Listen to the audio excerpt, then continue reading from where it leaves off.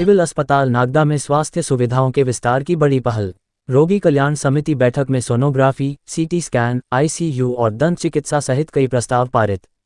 जल्द नवीन भवन में संचालित होगा नागदा का सिविल हॉस्पिटल।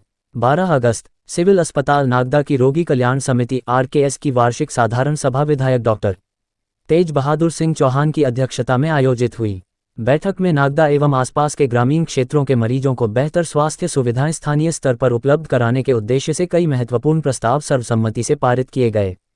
बैठक में अस्पताल में उपलब्ध मशीन का उपयोग करते हुए न्यूनतम दर पर सोनोग्राफी सुविधा शुरू करने, निर्माणाधीन नए अस्पताल भवन में सीटी स्कैन सुविधा स्थापित करने तथा अस्पताल को सीएसआर से मिले 6 बेड आईसीयू को पीपीपी मॉडल पर संचालित करने की दिशा में कार्रवाई का निर्णय लिया गया। इसके अलावा अस्पताल में उपलब्ध डेंटल चेयर के माध्यम से 1500 रुपये की न्यूनतम दर पर आरसीटी सहित दंत चिकित्सा सुविधा उपलब्ध कराने, कोविड काल में स्थापित बंद पड़े पीएसए ऑक्सीजन प्लांट को पुनः शुरू करने और अस्पताल परिसर के पुराने कबाड़ का पारदर्शी नीलामी के माध्यम से निस्तारण करने का प्रस्ताव भी पारित हुआ। बैठक में ओपीडी एवं आईपीडी व्यवस्था को ऑनलाइन करने, एम्बुलेंस एवं ड्राइवर की उपलब्धता, कार्डियक एम्बुलेंस के संचालन तथा अस्पताल की भूमि को अतिक्रमण मुक्त कराने पर भी निर्णय लिया गया। चिकित्सकों एवं स्टाफ के आवास के लिए शासकीय भूमि चिन्हित करने और आवश्यक चिकित्सकीय एवं पैरामेडिकल स्टाफ की उपलब्धता के लिए शासन को मांग पत्र भेजने पर भी सहमति बनी। बैठक में जनपद अध्यक्ष Prithviraj Singh Panwar, SDM Ranjana Patidar, BMO doctor Sanjeev Kumrawat सहित समिति के सदस्य एवं गणमान्य नागरिक मौजूद रहे।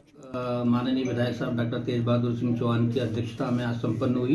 ये साल इस तरह का है कि हम लोग ये मान के चल रहे हैं कि हम नए भवन में शिफ्ट होंगे, तो उसी हिसाब से जो आमजन को शासकीय सुविधाओं की और स्वास्थ्य सेवाओं की जो आवश्यकता थी, उनकी गुणवत्ता और बेहतर से बेहतर सुविधा देने के लिए माननीय विधायक साहब ने कई प्रस्ताव पारित किए। सबसे पहला हम लोग सोनोग्राफी के लिए बात कर रहे हैं कि गर्भवती महिलाओं की सोनोग्राफी शासकीय अस्पताल में उपलब्ध है, निःशुल्क उपलब्ध है, पर जो इन जनरल सोनोग्राफी है वो नहीं हो पा रही थी और जिला चिकित्सालय में भी उतना ज़्यादा टाइम लगता है, नंबर लगता है। तो उसको देखते हुए माननीय विधायक साहब ने तय किया है कि चूंकि सोनोग्राफी मशीन हमारे पास में है, तो हम एक प्राइवेट सोनोलॉजिस्ट से अनुबंध करें, पर सोनोग्राफी उनको एक रकम तय करें और उतनी ही रकम हम आम जन से लें। एक न्यूनतम दर पे एक आम जन को सोनोग्राफी की सुविधा उपलब्ध हो जाएगी। दूसरा, चिकित्सा सुविधा के लिए ये प्रस्ताव पास हुआ कि जो दांत में कभी सड़न हो जाती है तो एक आरसीटी, रूट कैनाल ट्रीटमेंट एक प्रक्रिया होती है जो कि बहुत आवश्यक होती है, और अगर प्राइवेट में अगर हम लोग करवाएं उसको तो 3 से लेके 5,000 तक का इसमें खर्चा आता है। क्योंकि हमारे पास में डेंटल सर्जन उपलब्ध है, डेंटल चेयर हमको सीएसआर से मिल गई है, तो कुछ और हम कंज्यूमेबल लेके और कुछ इंस्ट्रूमेंट लेके 50,000 का करीब खर्चा है वो, तो वो अगर हम ले लें तो एक आरसीटी का भी प्लान हम यहाँ कर सकते हैं। एक आरसीटी पे भी मिनिमम हम 1,500 रुपये का चार्ज करेंगे, जो कि बाजार में 2,500 से लेकर 3,000 रुपये होता है। और ये सुविधा डेंटल की, ये आरसीटी की सुविधा जिला चिकित्सालय में भी उपलब्ध नहीं है।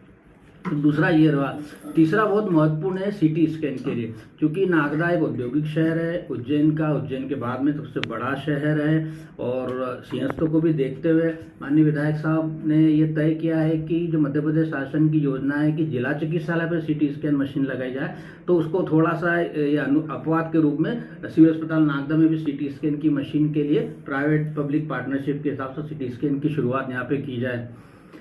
चौथा पॉइंट है कि हमारे पास में सीएसआर से आईसीयू के पलंग, इंस्ट्रूमेंट वगैरह सभी उपलब्ध है। चूंकि हमारे पास में प्रशिक्षित स्टाफ और डॉक्टर नहीं है, इस कारण से उसका उपयोग नहीं हो पा रहा है, तो इसके लिए भी पब्लिक प्राइवेट पार्टनरशिप के आधार पे जल्दी ही नागदा में आईसीयू की शुरुआत भी हम लोग करेंगे।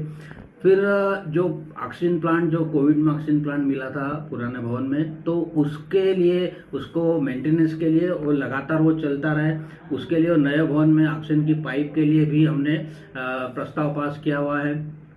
अस्पताल की जो ओपीडी और आईपीडी वो कंप्यूटराइज हो जाए, ताकि हमको एक क्लिक में सारा डेटा मिल जाए और एक आसानी रहे हमको उसका एनालिसिस करने के लिए।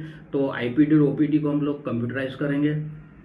एक काफ़ी समय से चल रहा है कि अस्पताल की एक प्रमुख जगह पे एमपीबी ने अपना ऑफिस वगैरह लगा रखा है, कुछ वर्कशॉप टाइप का है वहाँ पे, तो एसडीएम मैम से अनुरोध किया है कि उसका सीमांकन करके और उनको कहीं और स्थापित किया जाए, तो वो एक महत्वपूर्ण जगह भी हमारे पास में आ जाएगी।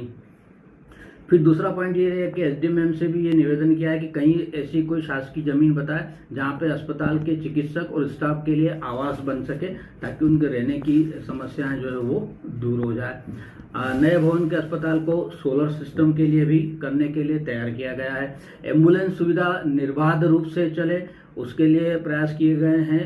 और कार्डियक मॉनिटर वाली जो हमारे पास एम्बुलेंस है वो किस तरह से और इस तरह से हम लोग उसको शुरू कर पाएँ, उसके लिए भी हम लोग ने प्रस्ताव पारित किया है, तो उसके लिए भी हम प्रयास करेंगे। सर मुख्य द्वार किस ओर रहेगा इसका?